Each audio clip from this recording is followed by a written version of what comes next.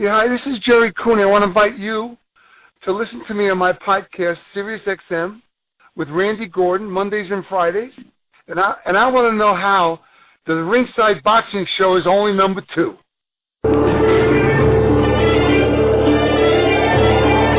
Live from Monterey on California's beautiful Central Coast, this is the Ringside Boxing Show. I'm Dennis Taylor, welcoming you to join me and my expert analysts, Travis Hartman, Rizwaan Zahid, and John J. Raspanti today and every week for the hottest, sweatiest show on the West Coast. And now, from Studio 1A, it's the Ringside Boxing Show. Hey, welcome to the Ringside Boxing Show on the Grueling Truth Network. I'm Dennis Taylor, and we've got some really exciting stuff to talk about this week, beginning, of course, with the Canelo-Golovkin rematch and the aftermath of that. With all that means to the middleweight division and the sport. We've also got some wild and crazy stuff to knock around about Adrien Broner and Gervonta Davis and Floyd Mayweather and Pacquiao and a few other things. And we're going to do a lot of that with today's featured guest, the former light heavyweight contender, ESPN Classic analyst, and boxing historian Iceman John Scully, who is coming up very shortly. And, of course, we're going to lead it off with our expert analyst, Travis Hartman. He's a professional boxer and boxing trainer, also a boxing promoter. He's from Osborne, Missouri. He's now living and training in Orlando, Florida. Rizwaan Zahid is a boxing journalist from Toronto.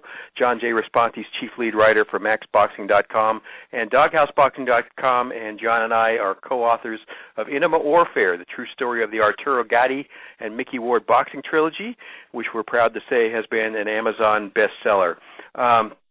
Guys, the biggest fight of 2018, Canelo Alvarez just won a majority decision over Gennady Golovkin in front of a worldwide pay-per-view audience. Everybody seems to agree that both fighters brought their best, and a lot of rounds were really close enough to be awarded to either fighter. One judge saw the fight as a draw, 114-114, and that judge, Glenn Feldman, gave the final round to Golovkin. The other two judges had it 115-113 for Canelo, and both of those judges awarded round 12 to Canelo Alvarez. If one of them had gone the other way with that round, we would have had another majority draw. That's a close fight. Yep. So, Travis, how did you? Abel Sanchez, Golovkin's trainer, didn't complain about the judges. But interesting enough, a website called FightNights.com surveyed 51 writers at Ringside. 34 of them had Golovkin winning, 15 scored it a draw, and only 2 saw it for Canelo. That's incredible considering it was a close fight. So I want to find out what you guys saw. Travis, who won? Yeah, I mean, again, the very first fight, I scored it this way, too, and I scored it the same. I scored it 115-113, and coincidentally, I had Canelo up 6-5 going into the last round, and I also gave the last round to Canelo for 7-5 to give him that 115-113 win. I just thought Canelo was – I haven't never seen anybody back Golovkin up for 12 rounds, and that's what Canelo did. Canelo – It was a close fight like the first one, but it was a different close fight this time because Canelo didn't box. Canelo didn't back up. Canelo was on his front foot moving forward the whole entire time. And I think both guys' faces after the fight really showed what true warriors they both were. I mean, they both were pretty beat up, and they both brought it. And I seen a whole bunch of people's opinions and statuses about how they thought Triple G was getting old before our eyes, yet Triple G came on strong at the end. So I don't like it when people jump to conclusions that fast because Triple G brought it at the end. And if it wasn't for Triple G's second half of the fight, it wouldn't even have been close because I thought Canelo won the earlier rounds and then Triple G came on strong, in my opinion. And a lot of people's opinion, he won the important rounds towards the very end of the fight. So I thought it was a great fight. I thought it was amazing. I thought boxing fans for sure won. But I had Canelo winning again, and that was my prediction going into the fight. And again, that there could have been a couple of swing rounds to where somebody could have saw it for Golovkin, 115-113. But I thought the scores were fair. I didn't think it was a robbery, by no means a robbery. But could I have seen 115-113 for Golovkin? Yes, but I couldn't have seen it any different than that. Neither fighter won more than 7 rounds. Absolutely not, in my opinion. It wasn't one of those 8-4 or 9-3 like the first one possibly could have been. This one, I think 100% was either 7-5, 6-6, or the other way, and that's as close as it possibly you could ever have in a fight. I would hate to be those judges. I mean, honestly, that fight was razor thin, and we kind of expected that going in, to be honest, and we got exactly what we expected, but we also got a bonus, and it was a great fight. Okay, and Riz, you messaged us right after the fight and said you thought it was a fair decision. Canelo's a younger guy, and he's the guy with the brighter future, and he's the golden boy fighter, and Las Vegas is a golden boy town. So if anybody was going to get the benefit of the doubt, he was probably the guy in the close rounds. How did you score it? Who did you have winning? Well, I scored it, like Travis said, I scored 7-5 for Golovkin, and 7-5, like Travis said, the other way is fairly acceptable. I thought the 12th round went to Golovkin. I thought the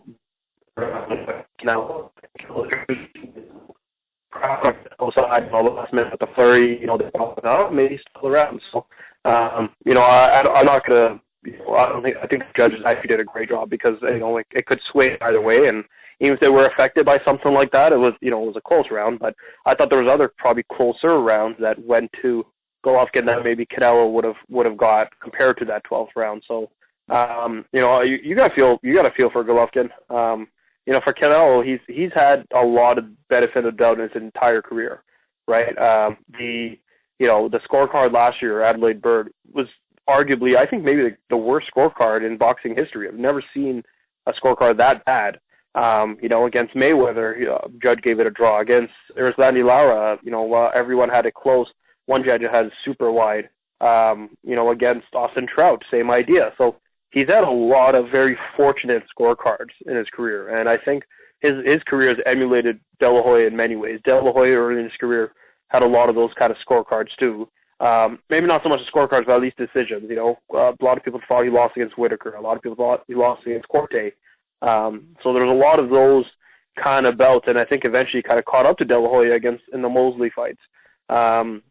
So it's interesting to see kind of what happens for Canelo's career because he's been lucky. I think there's no way to go around it. I think even the suspension early in the year, that only helped him. That hurt Golovkin, and it helped Canelo. So the opposite side is you really have to feel for Golovkin. And even though Abel Sanchez says it was a fair, acceptable decision, you got to feel. Golovkin probably has some sour grapes, but rightfully so.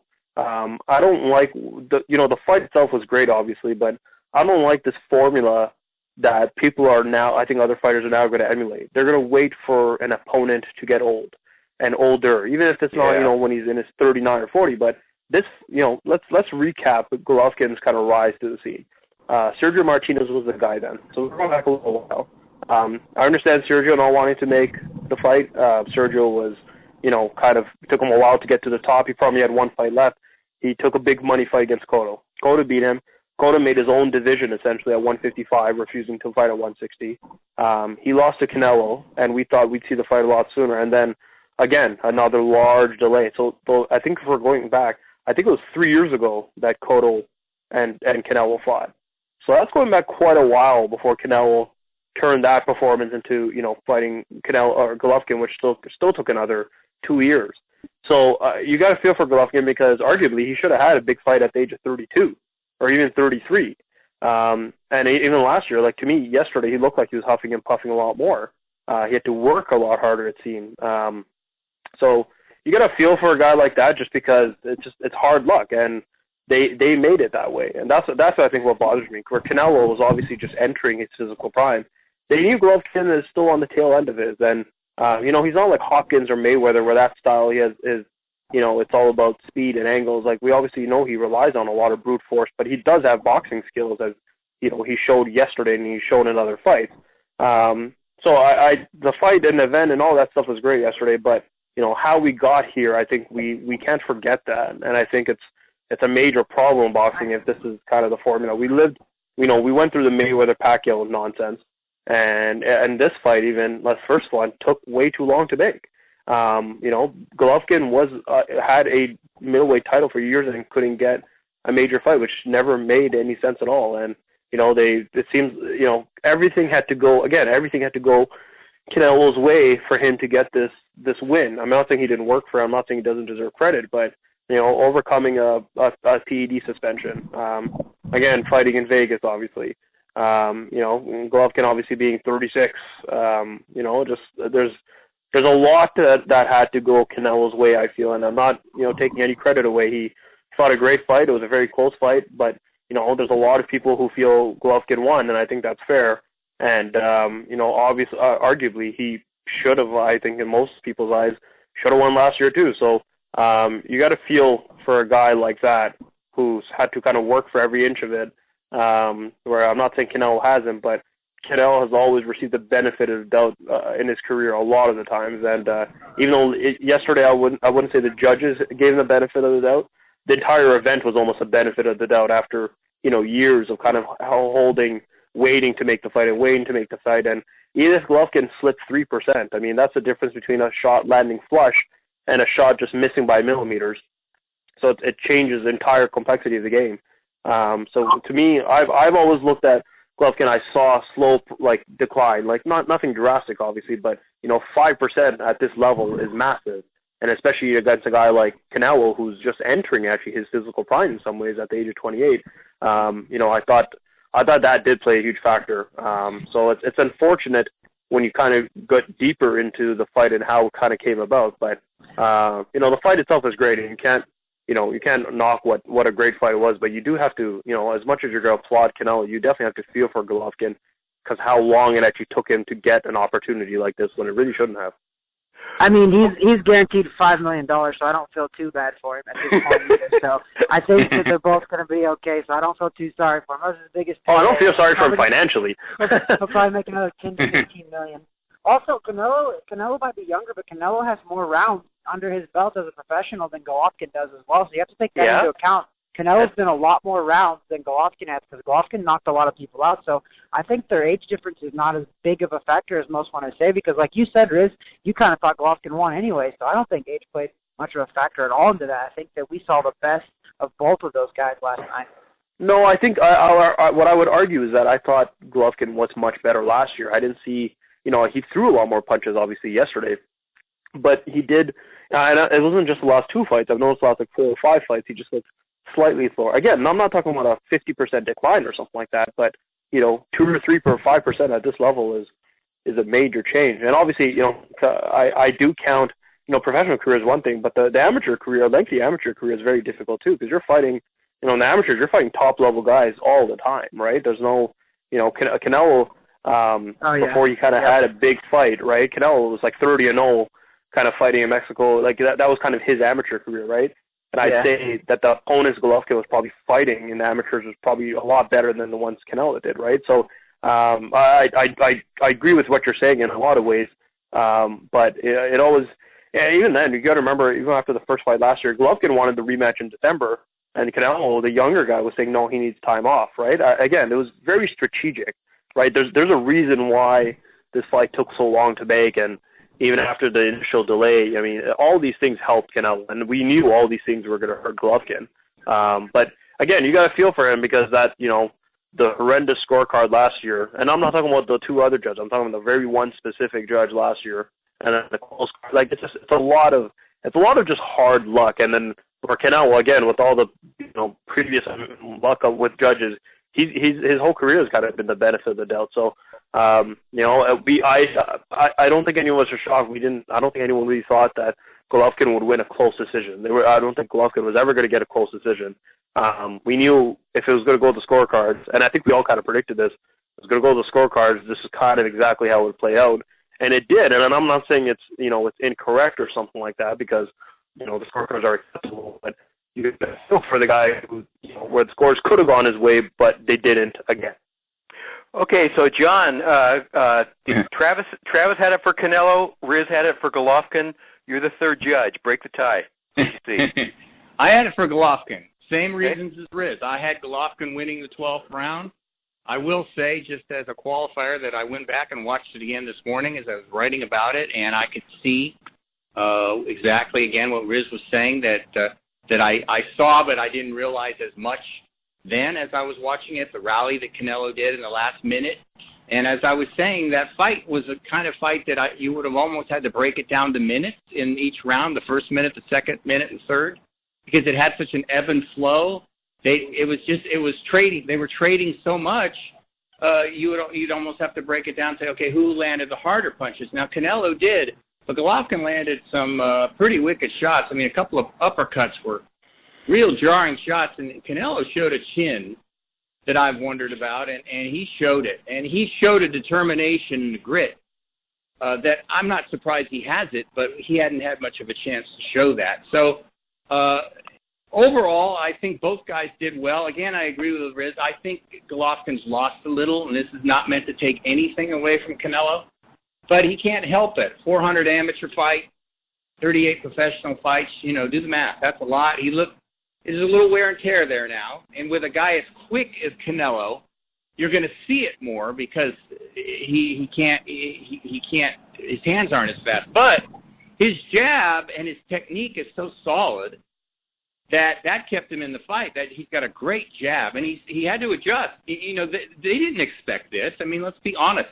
Everyone expected Canelo to do pretty much what he did in the first fight, but try not to gas out, and he didn't. He did what he said he would do. He was going to be the aggressor, and for that he deserves a lot of credit because, again, I think it was Travis who said, we've never seen Golovkin backing up like that. I mean, that was shocking.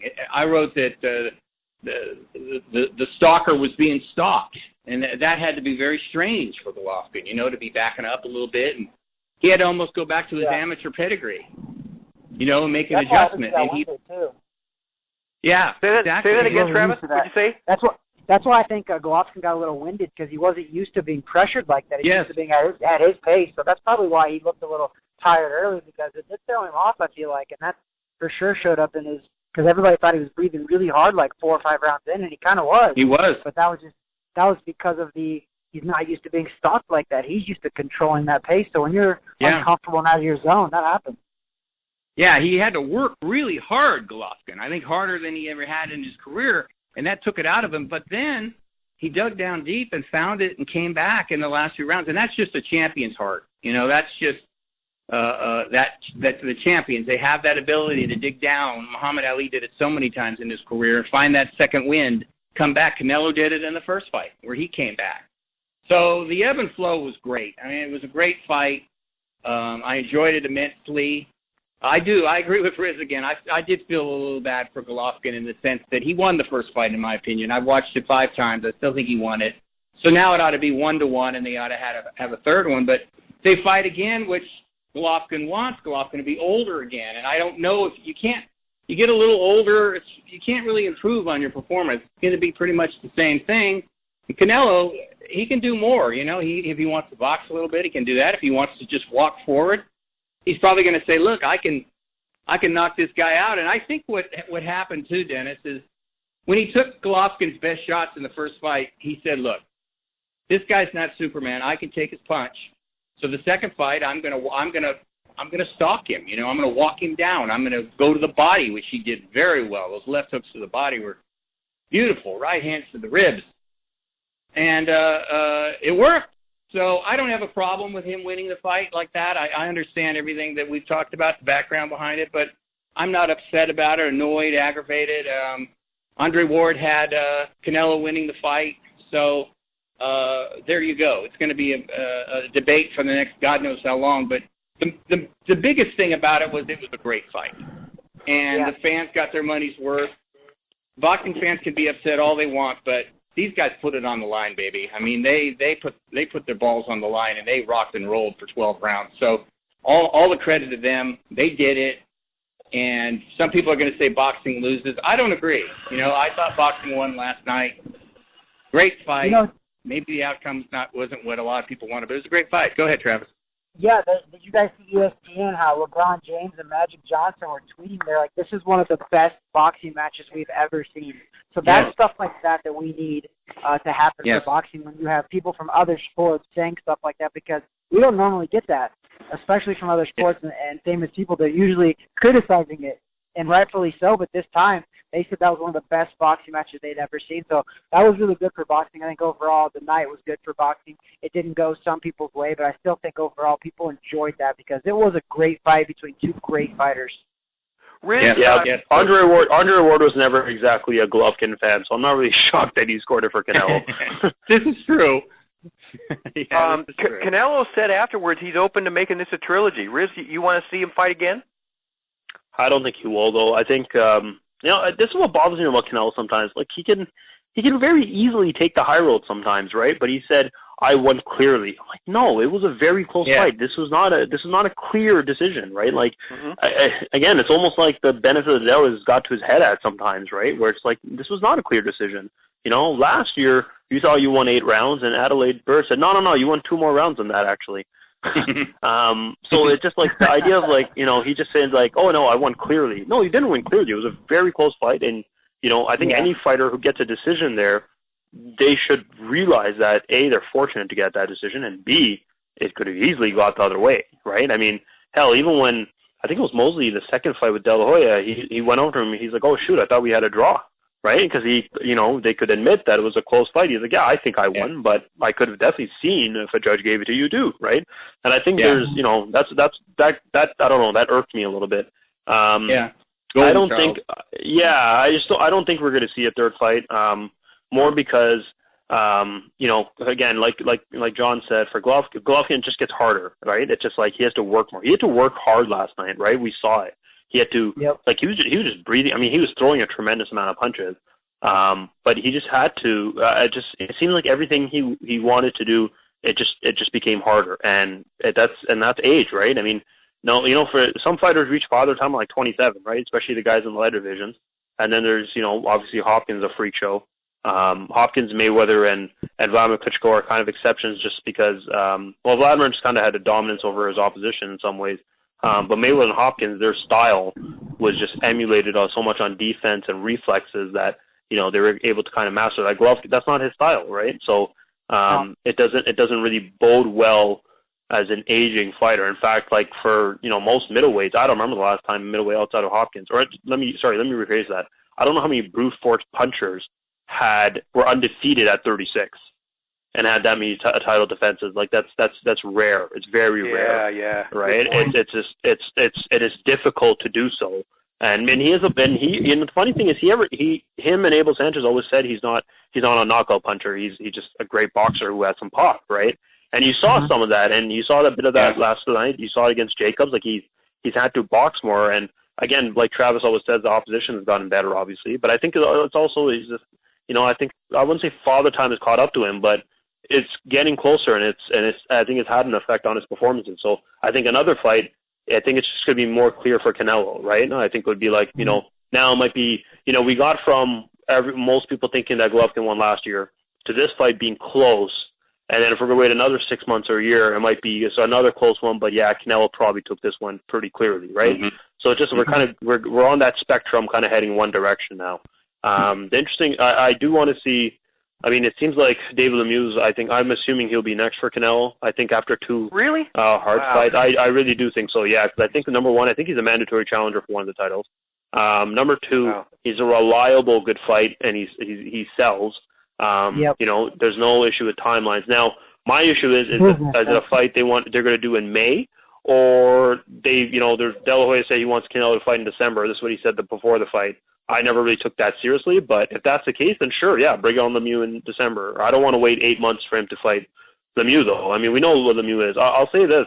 Golovkin might have more knockouts on his record, but I think, you know, Lemieux might be one of the most fearsome punchers I think I've ever seen, right? I mean, when he lands flush, I think his power when he lands flush is just has more thud than any other fighter, right? Golovkin is always an accumulation and positioning and technique and all those kind of things, where Lemieux doesn't have those intangibles, but punch for punch, Lemieux's a freak, right? Sullivan, I don't think, has ever been down, and the shot that put him down, it knocked that mustache right off his face. It's freakish, right? Yeah, so I think that's a very big possibility. I know Golovkin, before the rematch was booked, Golovkin and Canelo, Golovkin had a temporary fight booked with Billy Joe Saunders. And people always said Billy Joe Saunders was the worst possible fight for Golovkin and Canelo both. And it was interesting to see that Golovkin was trying to take that fight. Let's see if Canelo wants to take that fight, because I agree. I think that's a very difficult fight for him. And unlike Lara and Trout, Billy Joe Saunders is bigger than all those guys too. And I think, the Billy Joe Saunders that beat Lemieux last year was a whole, we've never seen Billy Joe Saunders like that. And I think against Canelo, it's different. There's going to be more pay-per-views. There's, all those things that he's probably never had to face before. He's not, Canelo's always going to be the guy fighting at home pretty much, right? We know that. He's the new Vegas king, so there'll be some difficulties for Billy Joe Saunders in that way. I hope we don't have to wait a year for that fight. I think that's the thing that bothers me. There's so many potential fights available that there should never be these kind of throwaway fights, right? Like, the Canelo and Chavez Jr. was probably the biggest, why was that even a fight, right? Liam Smith was a very credible fight. But even when, if you guys remember, when Kell Brook fought Golovkin, it wasn't too far. It was a couple months off from when Golovkin fought Amir Khan. And it's like, okay, you have the 4 correct fighters, but the 2 complete opposite matchups that we're supposed to get out of this, right? Like, why did, from that point, it took a year and a half for the fight we wanted to see to actually be made. So that's where I have a lot of issues, because there's no reason at this point. I'm fine with him fighting David Lemieux next. I understand, you kind of went through 2 very, very difficult camps against a very difficult fighter, and you want to have a credible, sellable fight against a guy who people know, and that makes sense. But, would it shock me if they completely avoid Billy Joe Saunders at all costs? I don't know. Because Golden Boy has obviously investment in David Lemieux. They saw what Billy Joe Saunders did to him. I don't know how quick they would be to put Billy Joe Saunders in the ring with Canelo. As far as Golovkin, I don't know where he goes from here. That's very difficult. It's almost like your whole career kind of built to this moment, and regardless of whether you fell up short, the judges said you fell up short, and you have an L on your record now. There's no going back from that. So what do you do from here? Are you going to start from the ground up? Because all the fights that are out there, I think, are more difficult. I think the Charlos and Jacobs and all those guys, I think they're very difficult for Canelo and Golovkin. Mm-hmm. And, I think for Canelo, you won that fight, so now you have the responsibility of fighting all these other guys. Golovkin, because he took a loss, I think he has, I don't want to say leeway, but, if he has a tune-up, or if, he fights kind of a B-plus fighter in his next fight, that's fine. But Canelo, as the winner, there's a responsibility that comes with that. You have to fight the best now.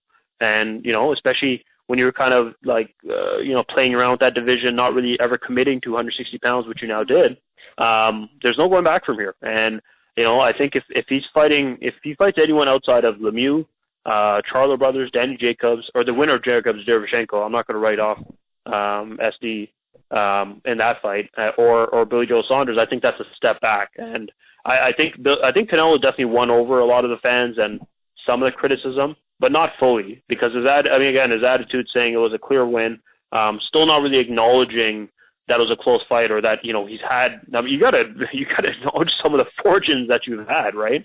So him not acknowledging that, I don't think he's completely won the PR battle of it yet. So I don't think fans are going to be completely won over if he fights a mediocre opponent yet. But I don't know where Golovkin goes from here. And to be honest, is retirement out of the question? I don't know. I don't think it's even a bad thing if he retires. I don't think it happens. I don't think it happens, right? No, but put it this way. I think Canelo is actually an easier fight for him compared to a Charlo or or Billy Joe Saunders, right? Totally. Those guys are bigger. They're more athletic too, right? That's what I'm saying, and it's going to be less money. So where does he go from here? He doesn't want any of that, and I said that a year ago. I don't think any of them want any of Billy Joe Saunders just because of his style, like you said. He's going to box and move, and Golovkin, as you can see, he's more flat-footed now. He's not as as he used to be. And that's the one. And a year ago, that's a different fight, right? I think now I don't think Golovkin wins that at all. Where a year ago I said it would have been close, but I think Golovkin gets on and stop him late. Now, and again, Golovkin wanted to make that fight. They did have it booked. So Golovkin was clearly he's still willing to fight the best. I have no doubt of that in my mind. But I think now, there's a few people who said it, like, watch how many people are now going to rush to fight Golovkin. Right? Yeah. Now everyone's like, oh, yeah, I want a piece of Golovkin. Where were you guys 3 years ago, right? So, but at this point, Canelo has won. Good for him. But he's got to bear the responsibility now. There's no room for it. You have to fight the best now. No more, he pretty much how he lived at 154 pounds, that's what he has to carry to middleweight. Don't you think Canelo's already been like that, though? Don't you think I think he has, but I think while waiting for the Golovkin fight, he didn't. those 4 or 5 fights in the middle, like Amir Khan and those kind of fights. But that's what I was saying. Like the career he had earlier at 154 against Trout and Lara and those fights that no one kind of expected him to take. I wanted to carry that mentality to middleweight. That's what people always respect about Canelo, that he did have an old school fighter's mentality. But I think the last couple of years of him being the golden child kind of threw him off course a little bit with that. So middleweight division stacked, and there's fights to be made, and there's fights on HBO, and that's good. That's going to play a huge factor too, how the TV rights work with it. But I think Billy Joe Saunders and David Lemieux, some way, shape, or form. You got to think David Lemieux's next. I don't think he's going to jump straight to Billy Joe Saunders. I hope he does though, because that's I think Billy Joe Saunders deserves that fight, because Billy Joe Saunders is still, I believe he's still undefeated, and he's fought. The way he schooled David Lemieux, I just think style wise, you're going to say that he deserves a shot like that. I think you guys just made the case for the trilogy, though, because Canelo's going to make more money fighting Golovkin, a guy he knows he can beat now, than he's going to make fighting any of those other guys. And that's why I think Canelo on May 5th ought to fight Golovkin again. He's going to get friggin' rich. John, what do you think about this? And Lemieux, to me, is a boring opponent for Canelo, and he's high risk, low reward. Like Riz was saying, Lemieux's one of the biggest punchers of his generation, probably, but he's got 4 losses. And he on one. I'm looking at this one judge in the Canelo fight against in the Saunders fight gave Saunders all 12 rounds against Lemieux. How does this guy deserve a fight with Canelo? So if I'm Canelo, man, I want to fight Golovkin again, cash in, let everybody else get a year older, send Golovkin to the glue factory, and he's beaten Golovkin twice and tied him once. Man, that's Hall of Fame fodder right there. He's going to be in the Hall of Fame anyway. But John, what do you think about that? Is he going to fight Golovkin again or no? Well, if he's looking at it as a money, mostly a money thing, yes, he'll fight him again. I don't think people will be very happy if he fights him. Well, some will, but some won't, because we're going to be thinking, like Riz said, that he beat him once. Golovkin's a little older, maybe a touch slower again, and he'll beat him again, and he'll beat him easier this time. It'll be, hold on, so what? But if they're both of them are looking at the money aspect, and Golovkin's going to want to fight Canelo again, that's just because he's Golovkin, he lost, and it's almost like the Kovalev mindset, okay, you beat me, I want to fight again, I want my revenge. That's all he's thinking about. So yes, if you look at it like that, but the Lemieux factor is interesting only in the sense, like you said, that Lemieux, he hits so damn hard. I mean, he knocked a building down with that left hook last night, and I mean, it's amazing how hard that man hits. I agree with Riz. I think he hits harder than Golovkin. He's got the same amount of knockouts, 34, but he scores one-punch knockouts, which is people love. So if I'm Oscar De La Hoya, and he's been controlling Canelo's career, as we know, he might be looking at it like you, Dennis, that like you just summed up, that, okay, well, we know what we got coming up, but we can get even more money to beat Golovkin again. That'll be the end of Golovkin. Then we're not going to have a choice. We're going to have to fight a Danny Jacobs if he's still around, because SD is dangerous for Danny and in his fight. So if you look at it purely for financial reasons, then, yeah, he'll end up fighting him again. But I don't know. I didn't get the big feeling last night that he really wanted to fight him again right then in the ring. I mean, this can change. When they asked him, and he said, sure, if the fans want it again. I think Golovkin at this point, right now, today, wants it more than Canelo, because Canelo's probably like, look, I made my point. I proved everything. I was clean. I was in the VADA program. There's no PEDs here. There's nothing. People can say what they were going to say, but I did it. So he might feel like, I don't want to climb that mountain again. But then someone will say, yeah, but you already beat him, so you know you can do it. And he might go, yeah, so you're right, Dennis. I mean, it could happen just for those reasons that you stated. I don't want to see it happen, though, to be honest. Today, as I'm standing here, I don't want to see them fight again. I think that's it. I think that's done, because I don't want to see Golovkin again in there with Canelo. Where Golovkin goes, again, Riz, good point. Whatever he does, if he tries to fight one of the top guys, oh, man, tough. And that's why it's kind of a bummer for Golovkin because, he's not in his prime now, and everybody knows it. And that tells you how boxing is. Okay, you're not in your prime anymore. Now I want to fight you, and that sucks. I mean, you can't help. I can relate it to myself only this way, Dennis. I can remember when I was near 40 and I was playing basketball with some guys in their 20s, and I was muttering to myself, God dang it, if I was your age, I'd be schooling you guys. So I think Golovkin might have thought that a little bit, man. If I was 30, Canelo, I wouldn't have missed with that right hand. I would have nailed you, and it would have had the pop, and you would have went down. So it's a toughie, but that's boxing.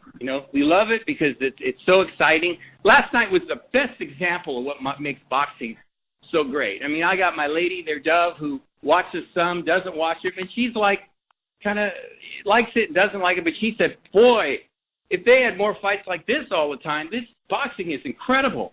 So for me, that's what pretty much summed it up. Yeah, that summed it up. I was pleased with that too, Travis. So that's happening. Yeah, exactly. So Dennis, business. If you look at it as a businessman, like Oscar does, right? By the way, like Oscar does, and Canelo will do what Oscar says. I think. I mean, the only time he didn't was when he fought Lara. Oscar didn't want him to fight Lara, but he did it anyway, and he squeaked by, got one of those decisions again. So I don't know, but I don't think Canelo's going to say. I don't know. I just have a feeling right now he's thinking no. Now he could obviously change his mind when Oscar says, "Look, you made $5 million last time. This time you're going to make $8." And I go, "Okay, that's fine."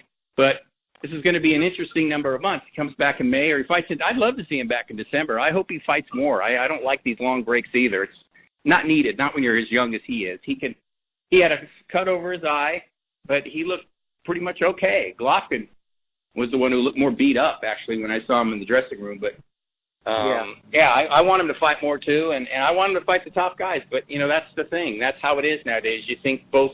Well, I got this. I might settle on the easier one. Then he'll have no choice, though, Dennis. That's one thing. If he fights Golovkin again, then what? He has to fight the best guys out there, and the Charlos are coming after him. Young lions out there. So, Travis, if you're Canelo, who do you want to fight next? I mean, I think you're right, Dennis. You want to fight Golovkin if you're Canelo. I mean, because on the other side of that mountain is a bunch of young, hungry lions, and that's the Charlos. And even I don't like a Danny Jacobs matchup versus Canelo. I don't. I think Danny Jacobs, and he's got to get past his next guy, but I think Danny Jacobs is a dangerous opponent for a Canelo. I think Danny Jacobs showed you what he could do against Golovkin, for one. And Danny Jacobs is just so much more athletic and bigger. And a younger Golovkin. Yes, exactly. And I think that's a dangerous fight for Canelo. I think that his best bet is a Golovkin. I think it makes the most sense money-wise, and it makes sense because that's what Oscar cares about, is money. That's it. That's his job, is to care about money. And I think that's the route that they'll take, because I know Golovkin wants it. Because I don't think he's going to make any more money than that fighting anybody else in the world. I think we all can agree with that. His next big money fight will be against a Canelo as well. So I think it'll happen, and I think with all the positive reviews, like, I was so happy to hear John say that his girlfriend loved that fight, because that's the type of fans that we have to attract to completely grow boxing, is the fans that wouldn't normally watch it. And when they do tune in, they're like, oh my gosh, this is awesome. I want to watch more of this. So I think the next fight could be even bigger, to be 100% honest. If they promote this the right way, which they will, it could be even bigger than this one, because this one delivered. So the next one, even if it doesn't deliver, it's going to sell because of this one right here. Okay, and also, Riz, you pointed this out. Lemieux's a Golden Boy fighter, right? So if Oscar puts Canelo against Lemieux, he loses one of those fighters. If Lemieux wins, it's a disaster for Oscar. If Lemieux loses, he loses. Then Lemieux's diminished anyways. His fifth loss. I don't get that. I don't get that matchup. Well, I think Lemieux you can still put on pay-per-view. I think that's big. Where I don't think the other fighters, all the guys you mentioned, I don't know if I'm sure you could pay it on pay-per-view, but I think Lemieux will actually still sell a little more. Really? I think so, because he was the headliner when he fought Golovkin too, and that was a pay-per-view fight. Where I don't think Billy Joe Saunders, you can make it into a pay-per-view fight the way you did Liam Smith. All the fights are going to be on pay-per-view. We know that. but it's a different dynamic, and there's comparisons where obviously and at least in-house promotions, man, are always easy fights, right? The way you looked at it, you're thinking, well, if one of those guys loses, they lose one of the fighters, but they're still winning regardless. And at the end of the day, and especially with the way it is with Canelo, that's all Oscar has left, pretty much. That's it, right? Like if Golovkin knocked out, Canelo last year, or even if he won last year, right? Like look at the repercussions of it, right? If Golovkin winning would have destroyed Golden Boy, like as a whole. So you guys think that they're not going to rush to make a fight with any of the Charlo brothers. Plus, on top of that, even though, to be honest, I think Canelo can beat the Charlo brothers, neither of them have fought anywhere near at this elite level. And I think the other thing you got to remember is no one's more experienced now in the limelight than Canelo, because he is outside of maybe like Anthony Joshua, he's kind of the pay-per-view guy now. He's the Vegas guy. So no one's really been here. So he has a serious edge over all these things compared to everyone else. So I think Lemieux is a very safe, entertaining, sellable option compared to all the other guys listed. Where I think the other guys are actually a lot higher risk for I think less reward. I think Golovkin is definitely still high money, but who knows, right? Like maybe Golovkin goes through, if he has some nagging injuries, maybe he gets some good rehab going, like another nutritionist. It wouldn't shock me if Golovkin comes back and pulls off, a late win in his career. So I think Golovkin in some ways way too high risk compared to all the other guys where Canelo can still beat. So I don't know. It'll be interesting the way they go from here. Okay, so here's a question I want you guys to try and answer for me. Are we watching the final days of HBO boxing? The network's contract with Canelo and Golovkin expired after Saturday, and their recent matchups haven't matched up very well with the kind of fights that Showtime's been giving us. We've talked about that. There's tons of competition now from ESPN and DAZN and Facebook and CBS and internet apps. Do you think Lampley, Kellerman, and Roy Jones are going to be free agents sometime soon, and HBO, just as a business decision, is going to say, nah, no more boxing? To be honest, I hope so, because it's awful having the best broadcast team working with a lot of mediocre fighters. They already said they're not picking up Alvarez and Kovalev rematch. So look how much we're missing. You know what I mean? It's ridiculous. And considering ESPN is picking that up, I don't know if Lampley and those guys will end up going to ESPN. I mean, Kellerman's already there, so why not just replace that team? I think that's better, to be honest. And I think I think at this point that's what makes sense. But I don't know what HBO is doing, and it's a shame because their production quality is still amazing. The 24/7 they did for the rematch was outstanding, but they only did one episode. It's just there's so much potential for doing these things, and I think it's ironic that Lampley show is called a fight game, because I think we're seeing the 12th round of the fight game on HBO. Yeah, I think you're definitely seeing the end of HBO. I think they're slowly cutting back. I think you're seeing that by the fact they're not investing in future matches, and they're not investing in rematches. It was a great fight, that Kovalev fight. It's just weird they're not doing a lot of things. They're only just one episode of a Triple G Canelo rematch for 24/7. That just seems really weird. That just shows you that they're not investing any more money. And I think they're slowly pulling back, because we all have witnessed that their level of competition has been terrible on HBO compared to what we're usually used to with HBO, who's got the biggest pocketbook in the whole game. They could pay for a lot of big fights, but they just chose not to. I think they are going away from boxing, and you are seeing all these other ESPN app, the DAZN app, all this stuff is going online, it's going mobile, it's going a lot of other places, and HBO is just, they're standing way back, and they're watching it pass them by. I think they had a great run in boxing, but I think you're slowly seeing them pull back, and they're kind of getting eaten alive. Breaks my heart.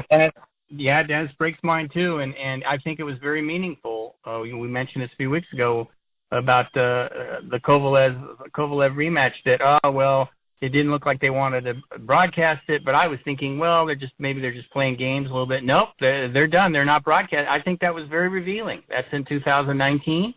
Yep. That first fight was a super fight, back and forth.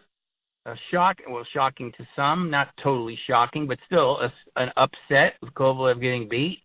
The rematch is going to be compelling as hell, and they passed. they're not going to show it. And it's like, well, I think that was very revealing right there. If I'm Lampley, if I'm Max Kellerman, if I'm Roy Jones, I'm standing there with my mouth wide open going, you passed on that one? Yep. You know, it's like, come on, man.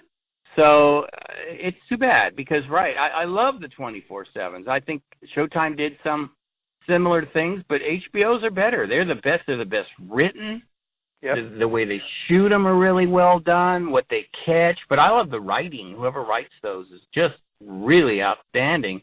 So I'm going to miss all that, you know. But I can't find a reason to say, no, maybe they're just backing off. I think they're downsizing just like a company that's slowly closing, and they're going to just pull.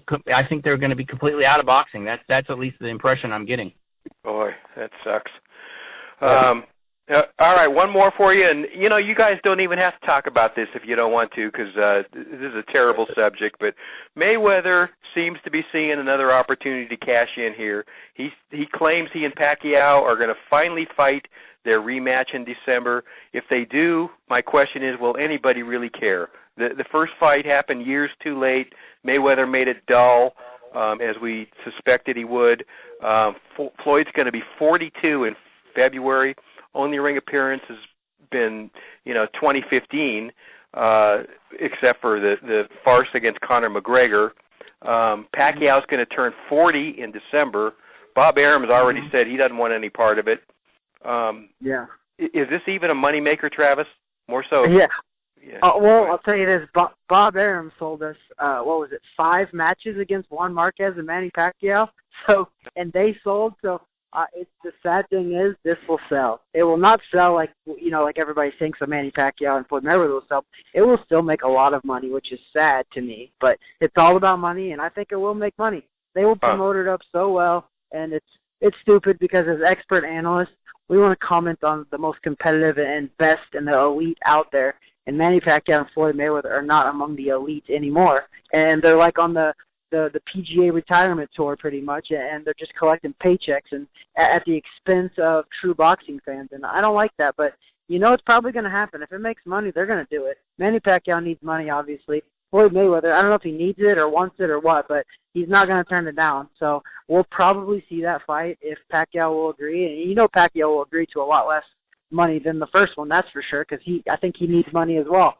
So I think it'll happen. Sadly, it'll happen, but it is what it is. And one of these days, we will stop talking about Floyd Mayweather and Manny Pacquiao competing. I don't know when that will be, but I thought it was going to be a couple of years ago, but I guess not.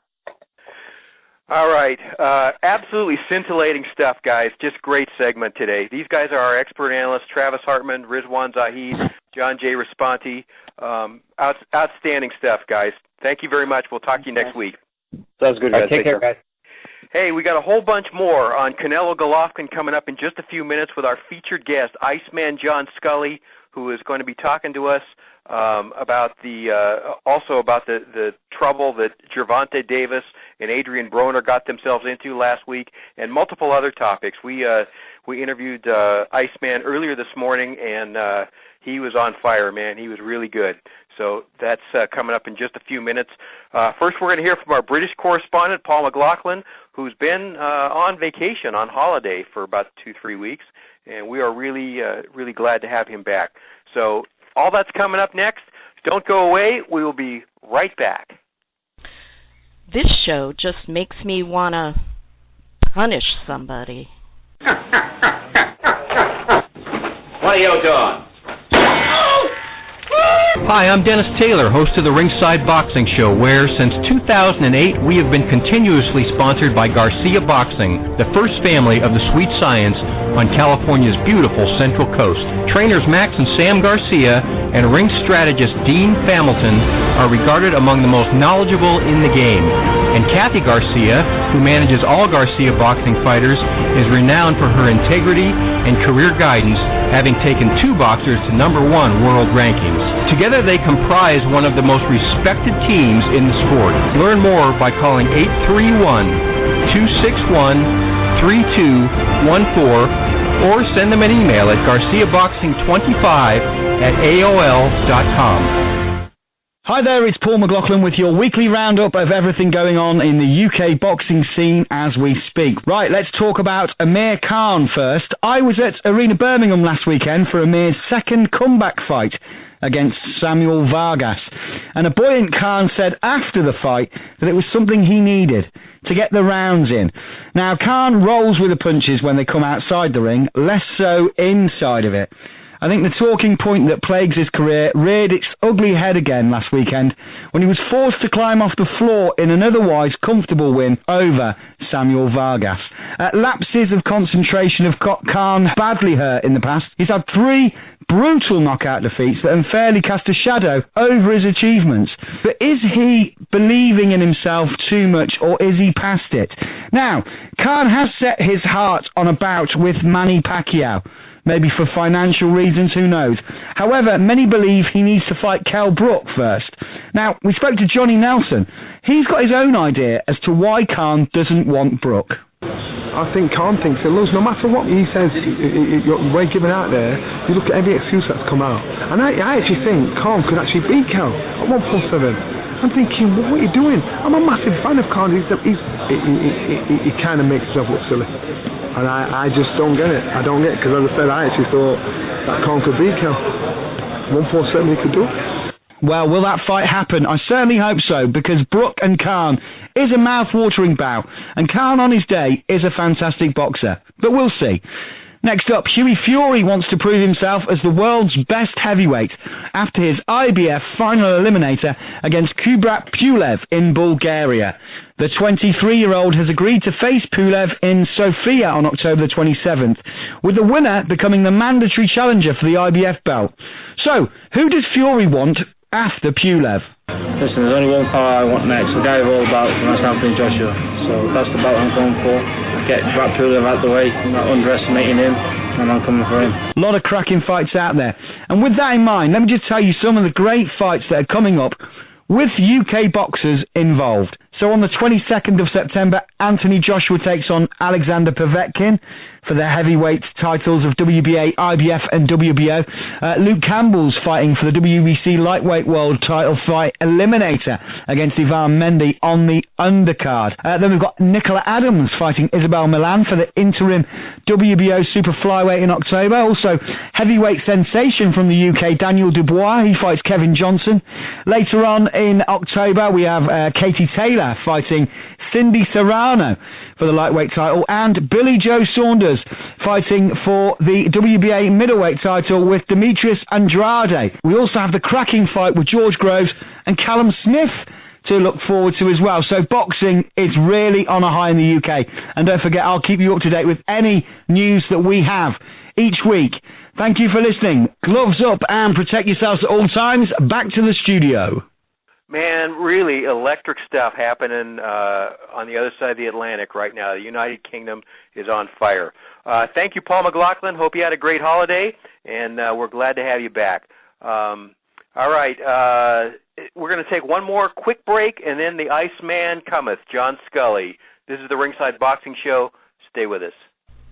I'm Dennis Taylor, co-author of the Amazon bestseller Intimate Warfare, the true story of the Arturo Gatti and Mickey Ward boxing trilogy. You know, writing this book was a labor of love for John J. Raspanti and myself.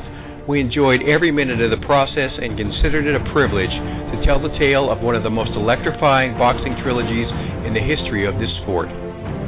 Intimate Warfare traces the collision course of Arturo Gatti and Mickey Ward from their earliest days through their 3 epic fights, as well as the aftermath of this great rivalry, which culminated in one of the greatest friendships in boxing. Intimate Warfare has received a 4.5-star rating from readers and was endorsed by Hall of Famers Harold Letterman and Joe Cortez and 2-time Trainer of the Year Virgil Hunter. Our foreword was written by Ray Boom Boom Mancini, another one of the greatest blood and guts fighters of our time. Get your copy today at Amazon.com.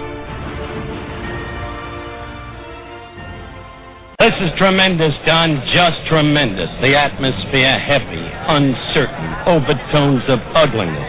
A reminder in a way of how it was in March of 1964 at Miami Beach, when Clay met Liston for the first time and nobody was certain how it would turn out. The crowd is tense. They've been here since 10 this morning. Welcome back to the Ringside Boxing Show on the Grueling Truth Sports Network. I'm Dennis Taylor, and it has been way too long since we've had Iceman John Scully on this show. John's a former world-ranked light heavyweight and analyst for the ESPN Classic Network. He's a trainer, and he probably knows as much about amateur boxing in the U.S. as anybody in America. He's also a guy we can thank about 10 years ago for hooking us up on the Ringside Boxing Show with Travis Hartman, who's been one of our expert analysts for the past 10 years. Ice, welcome back, my friend. How you been? Oh, everything's really good. How you doing? Doing great, doing great. Okay, so, hey, the world just watched probably the most high-profile fight of the year. What were your takeaways from Canelo-Golovkin? Did it unfold the way you thought it was going to? And did the right guy get the decision?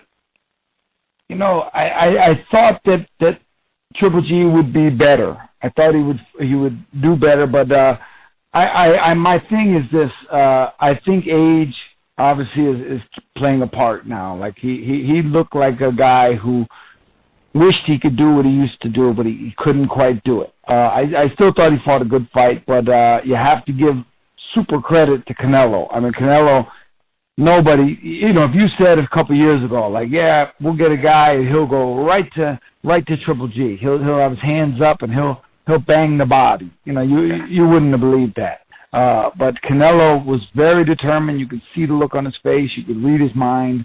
He was very determined. He did a great job. You know, I thought honestly, like, you know, Triple G had his good spots, but just watching it the one time. I haven't watched any replays. I haven't done anything, and I actually watched it on my computer, so I didn't have the ultimate best screen. But based on what I saw, I think it was Max Kellerman who said he judges fights based on who he'd rather be when the round was over.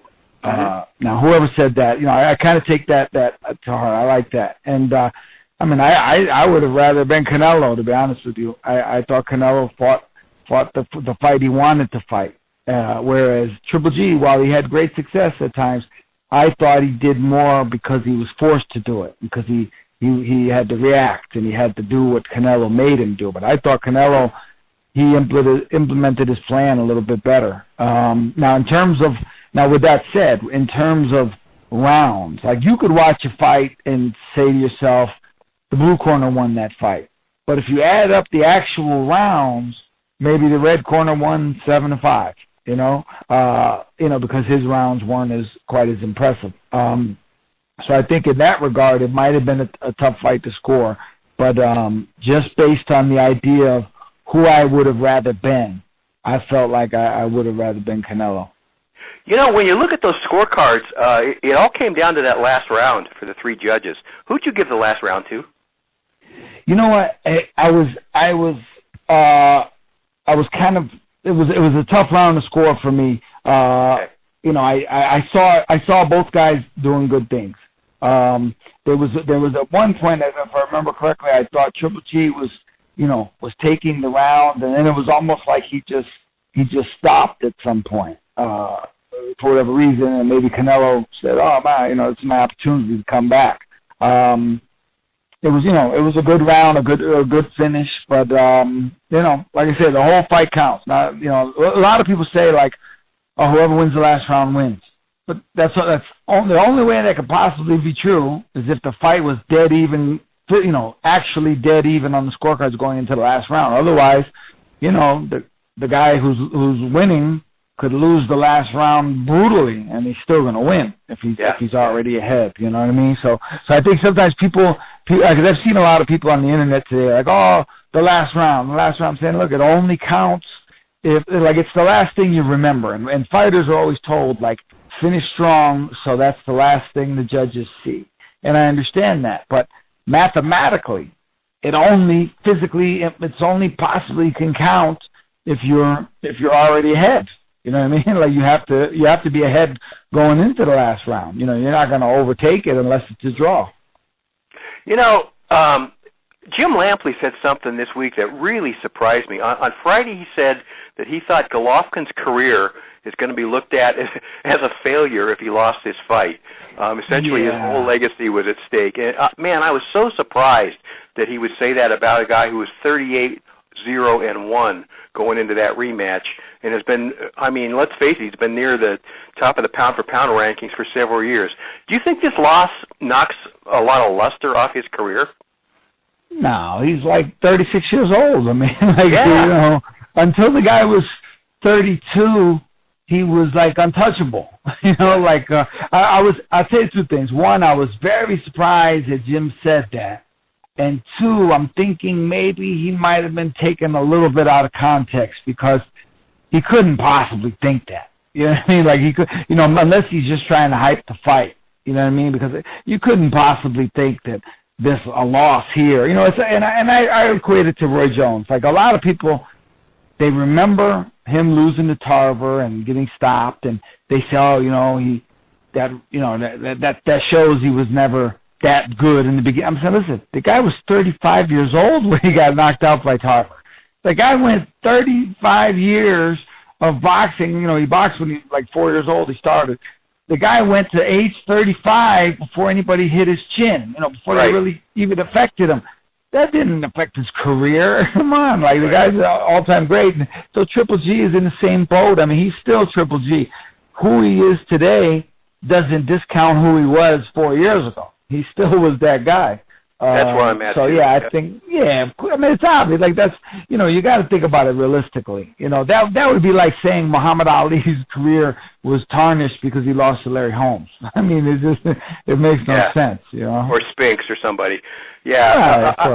Ali and Jones are very similar in that they absolutely played with people when they great fighters. They played with those fighters when they were in their primes, Right. Let me ask you this about Ali. On Ali's best night,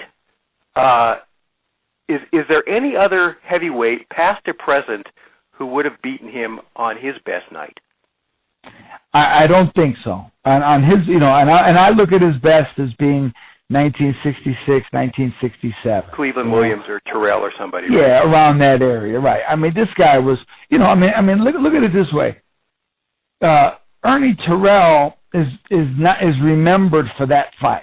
That's like, it's like, oh yeah, Muhammad Ali demolished him. Ernie Terrell was a good fighter. Like Ernie Terrell was a top fighter at the time, and Ali, even Ali, like you talk about the golden era of the 70s. Ron Lyle, and Ron Lyle was tough, and he dropped for him.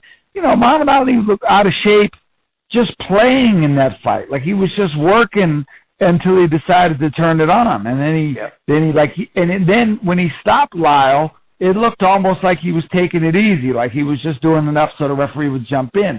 Like that's the level. Almost, sometimes with Roy Jones and Ali, one thing that might be a detriment to them is that they were so good that they didn't need to hit the gas and really show. And I wish Roy Jones would have, in certain fights, would have really done what he could have. You know what I mean? But I give an example. Like sometimes today I still box in the gym with amateur kids, and they're amateurs. So I'm in there working, and we're having really good sparring because I'm not trying to, I don't feel that urgency. I'm not trying to murder these guys. You know what I mean? Yep. So our sparring is very competitive, and people could watch it and go, wow, this is good work. This is great work. Say, yeah, but, nothing negative against these. They're kids, 18, 19 years old. But, if I pushed it, you know what I mean? So you figure Ali and guys like Roy Jones, they're so much better than guys that they just got to the point where they didn't need to, push it. They didn't need, if they had on a scale of 1 to 100, if they had 100, they only needed 70 to beat the guys sometimes.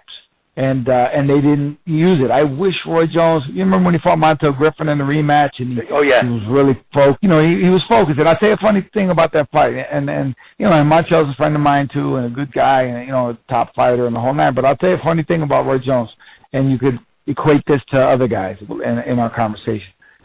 When Roy fought Montel, I was talking to Roy's manager's son a couple of days before the fight. I said to him, because it was at Boxwoods where I live, so I'm like, oh, you guys are coming in, all right, I'll see you there. So how's he looking?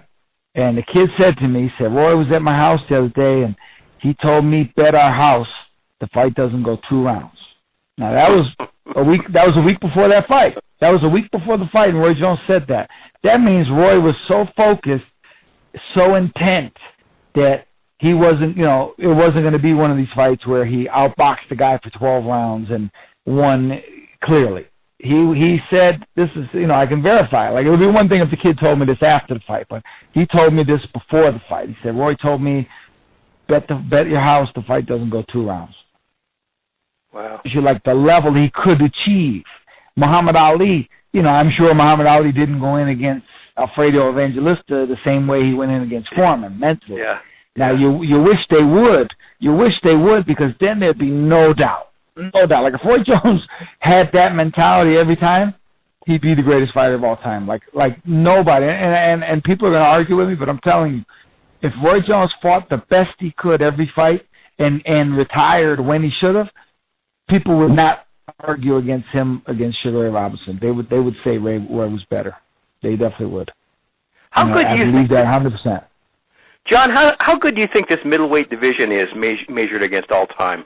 Measured against the era of Hagler or the era of Monzon or whatever. When you got Golovkin and Canelo and Billy Joe Sanders and Daniel Jacobs and Charlo and here's what it is. Yeah. I'll tell you exactly what it is. Right now, people aren't going to think it's a good era because they were in it, and and maybe sometimes they don't like certain guys because of their personality or whatever the case may be. But when they look back on it 20 years from now, they're going to say, wow, man, the Charlo brothers and Demetrius Andrade and Billy Joe Saunders was good, man. And this guy, you're going to say, wow, this was a solid era. It's just like, I'll give you an example. Back in the 80s, you could say, wow, man, imagine those guys, Curtis Parker and Wilfred Scipion and, this guy, Don Lee, Dangerous Don Lee, Doug DeWitt. We could look back with admiration and go, man, that was a deep era.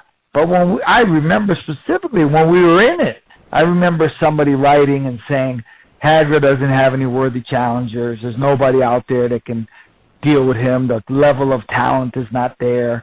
So when we look back on it, we realize, like, that was a tough bunch of guys. But at the time, people were downplaying it. So hindsight is always 20/20. You're always going to look back on those eras. You see them. I believe you see them better from the future than you do from the present. And right now, like I said, look at David Lemieux. This guy, you can never count this guy out. This guy last night, what he did is incredible. After losing to Billy Joe Saunders, and look at, he knocks out Curtis Stevens viciously. Yep. Loses to Billy Joe. Now he comes back, brutalizes this guy, who a lot of people were telling me, I don't know if he, like one guy, as a matter of fact, just 2 days ago, the guy told me, he said if David doesn't get past the first 4 rounds, he's gonna be in deep trouble with this guy. And a lot of people were picking Spike there. So we're in a good era. If you can't, this is another way to look at it. You cannot tell me now right now, if I said to somebody, a big boxing fan, if I said, what would happen if Tony Simpson fought David Lemieux? Right away they'd go, oh, Tony Simpson, too strong. Like, come on, man. You're telling me David Lemieux couldn't fit in with those guys, other than Hagler and Hearns. But that crop of guys, he's not on that level. Like, we're talking high levels here from both eras. So I think all eras are going to be looked at better 20 years after they're over. Canelo was a guy that I never ever would have suspected for PEDs, and I'm wondering where you come down on this clenbuterol thing. Are you suspicious, or do you believe the Mexican beef story? Nah, I don't believe that beef story. Okay. Nah. Well, and I'll tell you what. I saw a picture, and I remember before the last fight, I think I even made a status about it on Facebook where I was like, wow, did you see this picture of Canelo the other day? And I said, he looks like freaking Hercules. Like, this guy looks like really good, I'll tell you what, the sports world's all intertwined, strength trainers, they know each other, the whole thing. In relation to football, 1992, So we're talking 26 years ago. I did a talk at a school to a bunch of kids, and an NFL player, Pittsburgh Steeler, 4-time Super Bowl champion, he was there with us. And me and him were talking off to the side, and he said to me in 1992, he told me, everybody in the NFL is on steroids. Everybody. He said, everybody. He said, you can't be in the NFL and not be on steroids, right? Now, you can't tell me that hasn't, in 26 years, that hasn't gravitated towards boxing. Now, I'll say this.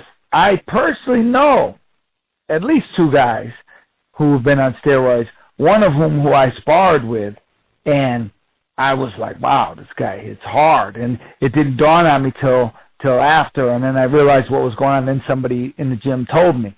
But I said, wow, this guy's got unbelievable power. This is crazy. And then I know another guy who was a world-ranked contender. He sparred with a friend of mine. And a friend of mine, my friend told me, he said, I've sparred with him on steroids and I've sparred with him off steroids. His power is twice as much on steroids as it is off. And now my friend, we're talking 10, 15 years later, my friend has some issues with his speech and everything, and he told me that's from sparring with this guy on a regular basis. He believes that. It makes that much of a difference then. Holy crap. Oh, yeah. I sparred this one guy, and it was obvious he was on it because literally, like, from January to March, his body, he walked in the gym one day, and I thought it was a joke. I thought he had like a muscle suit on. They use it to make Superman look like Superman in the movies. I'm like, what is this? What happened to this guy?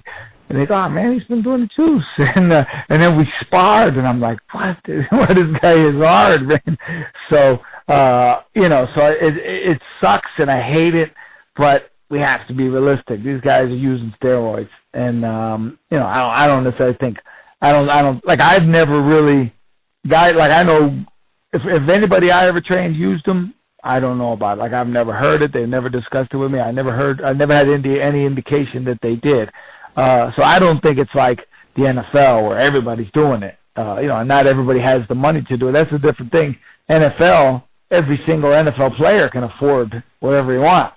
The worst guy on the worst team makes $300,000 a year. Where you get a number 5 ranked middleweight contender, he might make $15,000 in 1 year.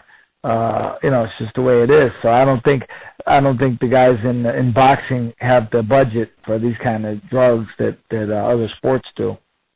That's a good point.